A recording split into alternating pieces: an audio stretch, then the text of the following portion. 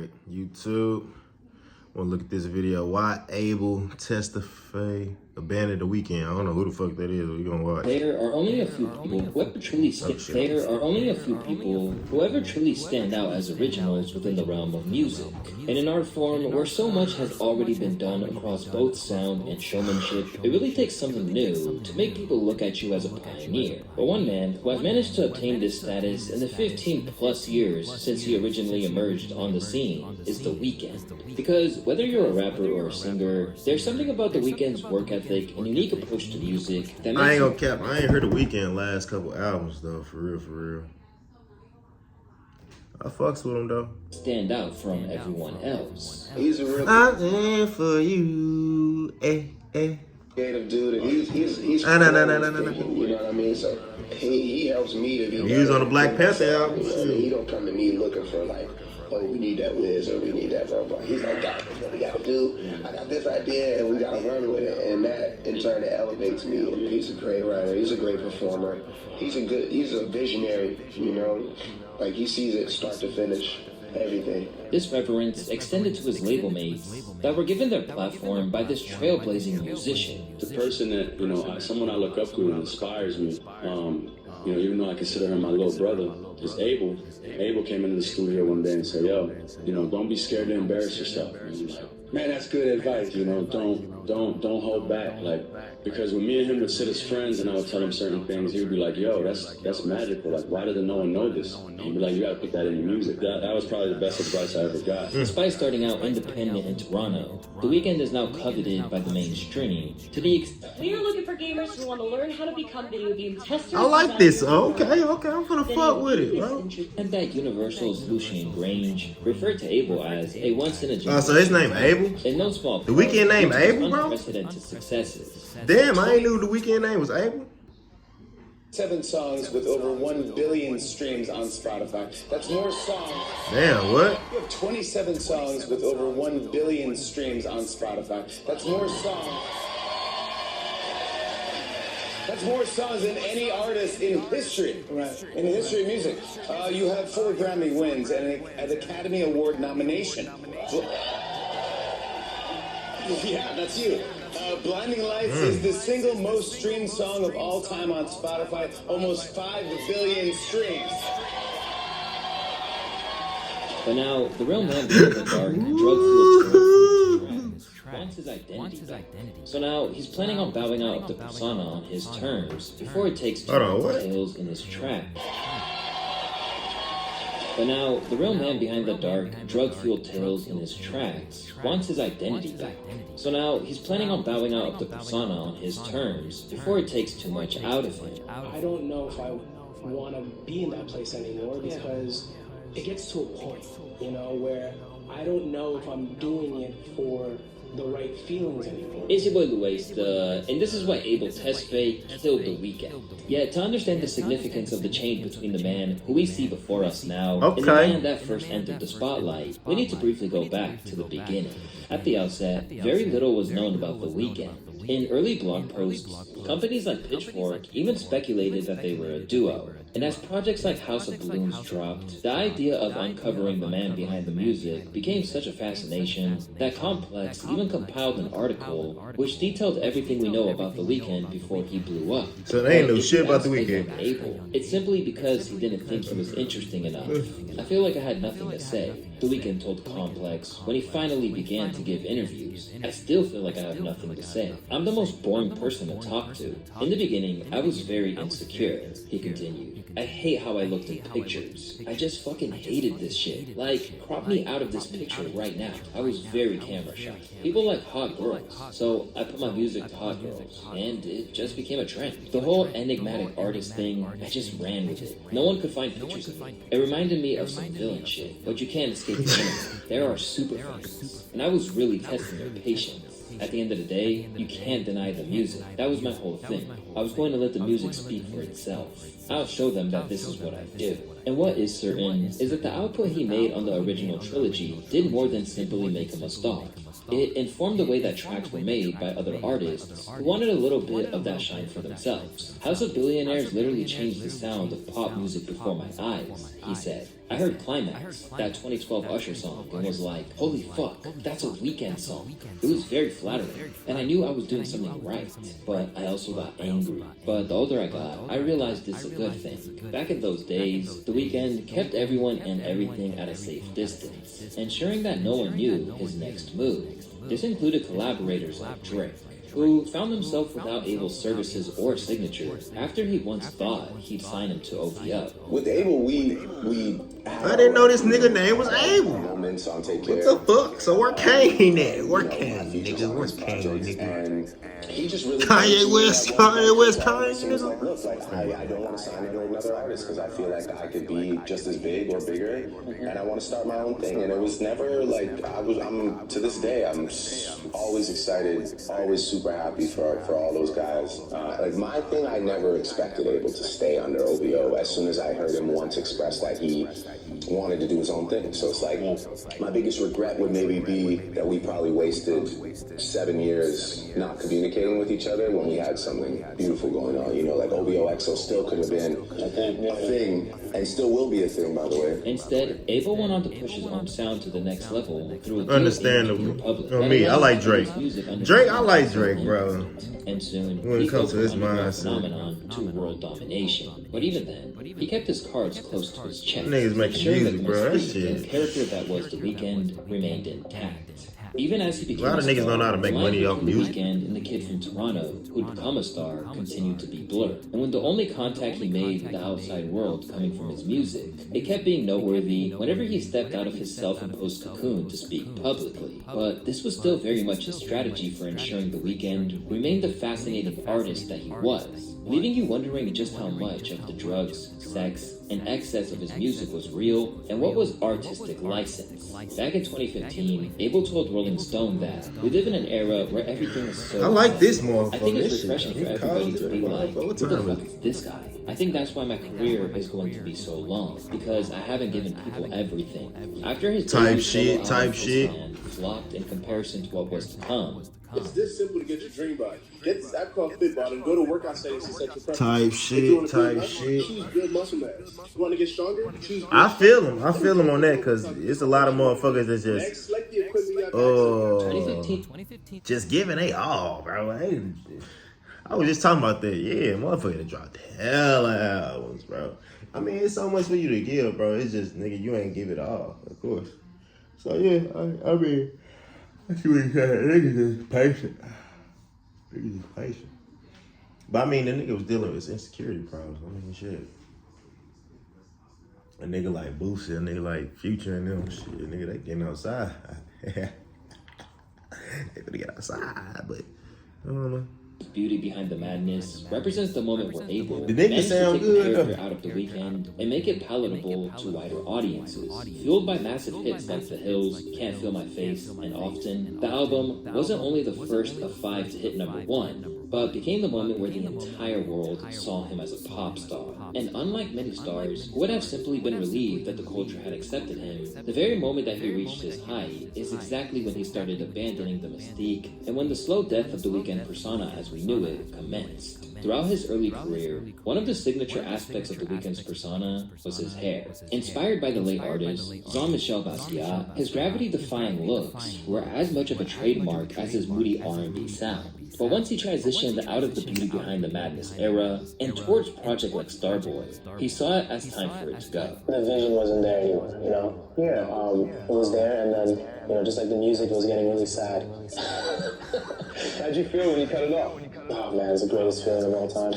It was so good. Because it was heavy, right? I could sleep better, you know, I felt lighter, you know, when I perform better, you know, I feel better, you know, it's cool. I kind of imagine like kind of was after a while. I mean, the thing was getting out. You don't even realize how much of a pain it was until you cut it, you know? Yeah. And when you see The best part about all of it is I get to work behind again. Yeah. So you're in cab, you walk into a restaurant, you know, nobody knows it's you. It's the greatest feeling. Around this time, he also made a conscious effort to draw the line between the real person and the individual portrayed in the music.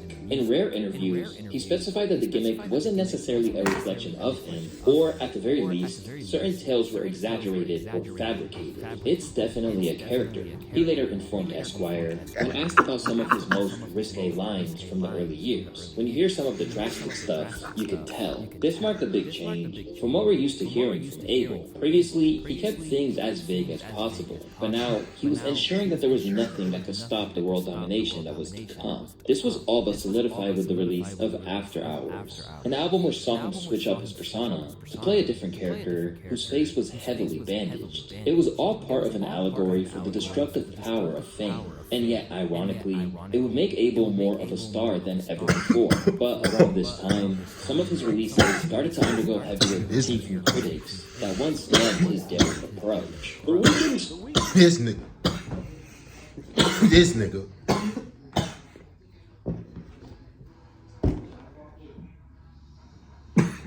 This nigga. Needs to stop with all the critiquing.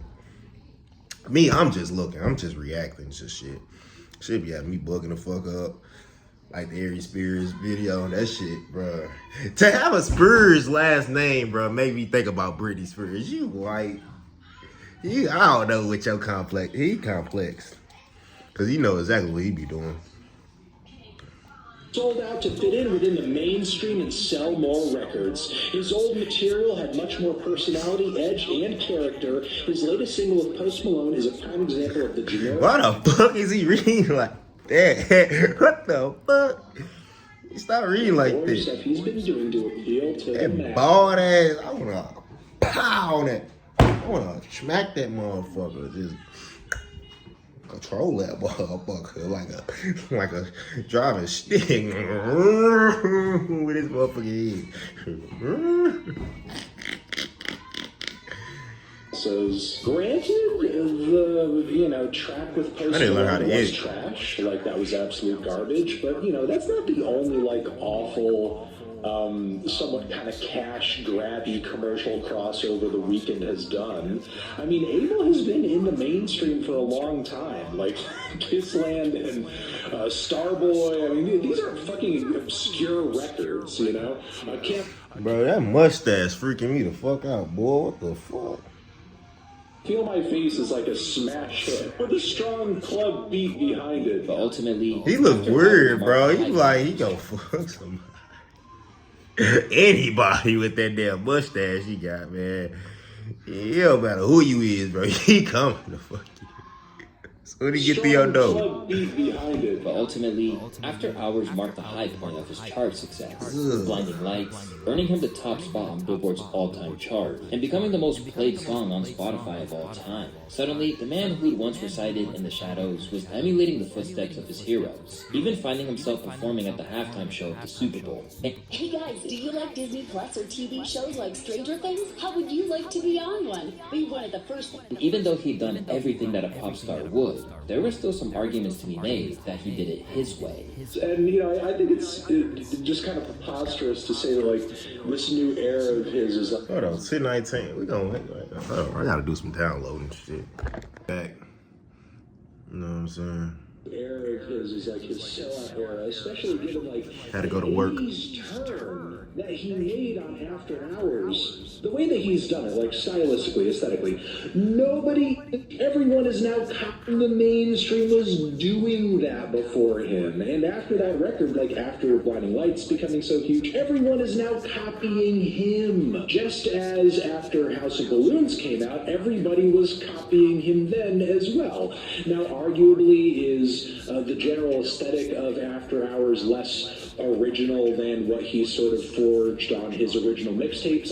Yeah, sure, but the thing is, he rode that sound and rode that style for a fucking decade and wrote it into a goddamn Super Bowl performance. Saying The Weeknd sold out is kind of silly, considering that he's mentioned on multiple occasions that he always wanted to be a pop artist. It has just taken him time to learn how to do that, but there were definitely changes. For one thing, his songwriting got more heartfelt, and he shed some of the cynicism of the past that had drawn fans to him in the first place. When asked about it, Abel justified himself, and revealed that he didn't sell out as much as he simply grew up. You could hear the vulnerability in the music before, he told Variety, but there was such a shield, such a fuck you to the world, and now I'm very comfortable with letting the world know that I can be that way. Still, it was clear that something had shifted, and that as he reached megastar status, the atmosphere and ambience which surrounded the early music of The Weeknd was incompatible with a man who had grown comfortable in the spotlight as he reached his third decade. But that didn't mean music was off the table. Prior to Dawn FM's arrival, he revealed that, I want to do this forever.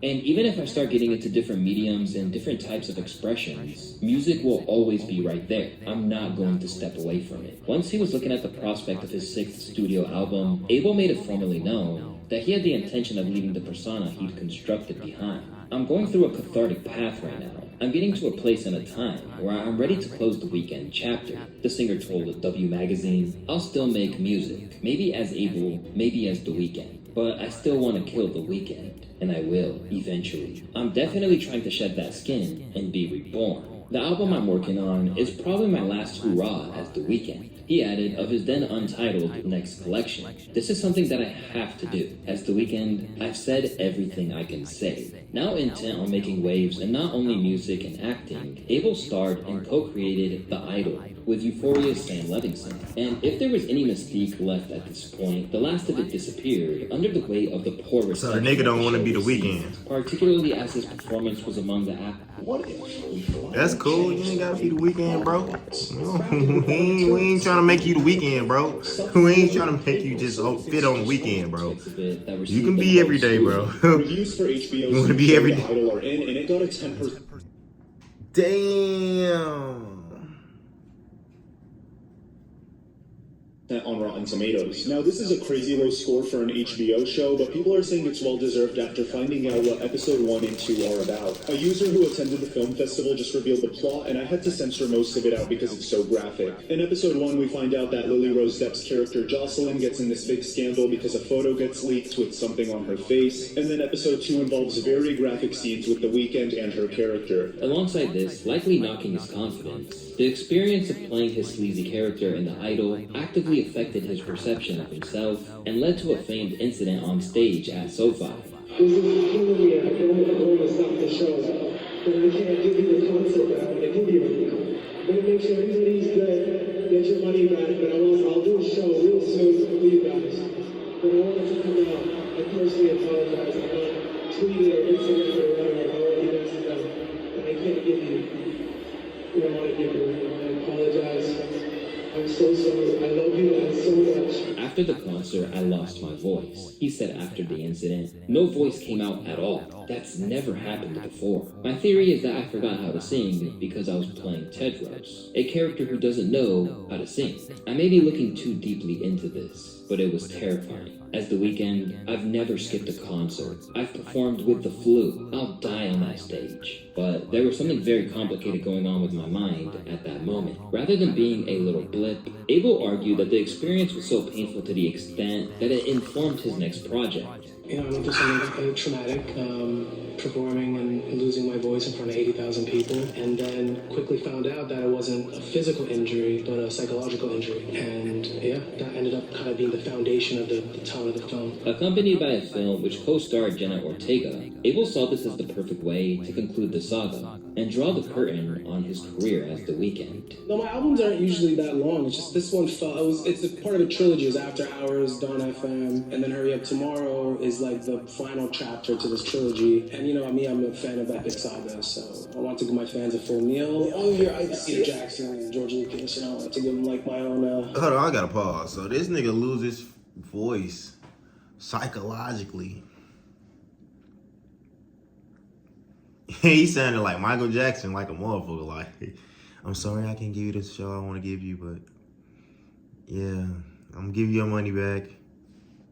It's your trilogy. You always had an idea for 3 albums that has stories. Well, the first one, House of Balloons, Thursday, and Echoes of Silence was a trilogy. And almost immediately, it felt like everything changed. With interviews now a far more regular occurrence when promoting Hurry Up Tomorrow than it ever was before. This is a deeply personal project for you. You've been really open about sort of the toll of fame, right? The sleep deprivation, the losing one's voice, the health journey. How was this healing for you? How did you heal in real life, and how did that inform Hurry Up Tomorrow? I mean, I think I just made it as like a reminder to myself to just, when it goes tough, you just sit down. You're not Superman. We're all human. You can't perform your way out of, whatever issues you're going through. So I think that's what this film was. A very cathartic piece of art for me. And when the conversation turned to why he was putting The Weeknd out to the pasture, he simply claimed that he outgrew it. People spend a lot of money to come to these shows. They spend money, they save up for a year, and it got to a point where, oh my God, I can't give them what they want.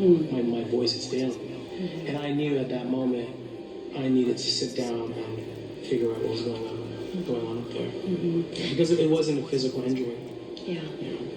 Is that so when did the decision to kind of retire The Weeknd, when did that come? That kind of helped it. Yeah. I'm super, hyperbolic here a little bit, but it felt like I had nothing else to say. Like it felt like that's what it kind of felt like to me. I was on stage and it's like I've said everything I can say as this person, and now it's time for me to take that next step. And this film was kind of like that guiding light for me. And to even those fans who were originally skeptical, it now made perfect sense. Him saying that he had nothing else to say as The Weeknd is so true. He made this persona when he was 19 to 20. His whole personality was based on a young adult, and in his 30s, he realized he can't really do The Weeknd anymore because he isn't like he was 10 years ago. I really like The Weeknd's music, but I completely understand why he did this. But no matter how much they understand, it remains to be seen whether his attempts to shift into this new era of his career are going exactly to plan, because at the minute, his forays into film continue to be received far less enthusiastically than his music. Do you know how hard it is to get a movie made? Like how many approval processes and rungs up the ladder you have to go? But this is what happens when you only have yes men around you and literally zero sense of humor. This is just the most self-indulgent piece of garbage I've ever seen. Despite the lack of buzz that some of his new work is generating, Abel insists that he's still excited for the next chapter that comes after the character takes its final bow. No, I mean, I've always been able to. That's the thing, I've always been able to perform through it. I've been through deaths in the family, breakups, high fevers, and I still somehow was able to go on stage and perform. With Abel touring under the Weeknd moniker into the spring of next year, it looks like the funeral procession for the persona that gave him fame and fortune will be a lengthy one. However, it's not so much that he's reluctant to let go, as by now, he's clearly made his peace with it. Instead, he's giving the world one last look at the character they fell in love with before he lays it to rest once and for all. Hell no. Yeah, that's funny as hell. Meet your forever mattress, the Nature-Peated. That's funny as fuck, bro. So a nigga make music as a character. That's just like,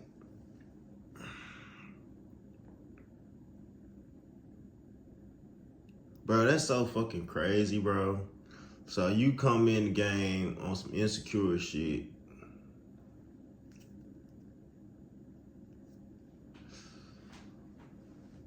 You know what I'm saying? Then it turns out like you don't fuck with it like that no more. Cause you was already like damn near like, I barely wanna be this character. Or I barely even wanna be seen anyway. So it's like, this was damn near like a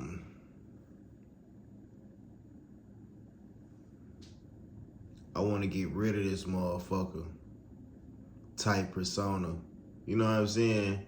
I don't like this way I feel, but you know what I'm saying? So motherfuckers like music that they don't like the way they feel about it, but they got to go through that shit. And it's like, yeah, I get it. I get it, because everybody do got a phase, bro. It just feel like a phase. You know what I mean? Like, yeah, like, yeah, music come and at a certain age, yeah, it's just a phase. It was just a phase. But yeah, Shout out the weekend, bro. What else? Shit. I sure gotta listen to some more music that the weekend got in the store. Now the nigga wanna be called Abel. Shit, fuck it. Let's check him out again. Shit. He ain't gonna be no more weekend. Yep, no more weekend. The nigga named Abel now. Yep. Shit, we figuring this shit out.